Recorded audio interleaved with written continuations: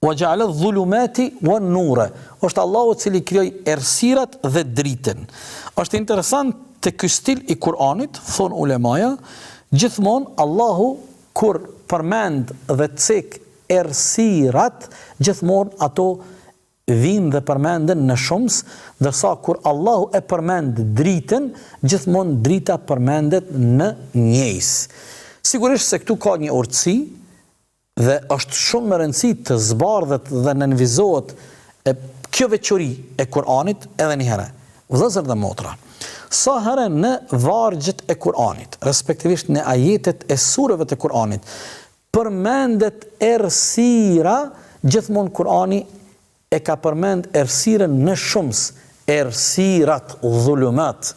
Ndërsa sa herë në Kuran përmendet drita përmendet vetëm në njëjës, nur. Arsyeja, kanë thonë ulemaja, është se errësirat janë shumë, ndërsa drita e vërtet është vetëm një. Dhe është drita dhe bukuria e Kuranit famlart, në rastin ton, është drita dhe bukuria e Muhammedit a.s., ndërsa drita më e madhe është vetë Allahu fuqiplot, dhe një prej emrave të bukur të Allahut është pikrisht edhe se Allahu është drita më e madhja. Dhe ne kemi nevojë gjatë jetës tonë, gjatë sfidave tona, gjatë rrugtimit ton, sa herë që ballafaqohemi me errësira, sa herë që ballafaqohemi me të paqarta, sa herë që kemi mjegull para vetes, para mendjes, para shpirtit, para zemrës tonë, ne kemi nevojë për dritën e madhe nga Allahu fuqiplot, për dritën e madhe të Kuranit famlart, për dritën e madhe të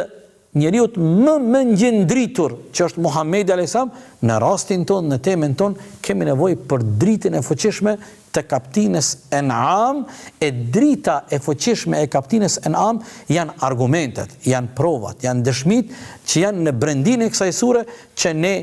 nga pak po i shkoqisim, po i shkoklojmë dhe po i qesim para juve këtu, vëllezër dhe motra, që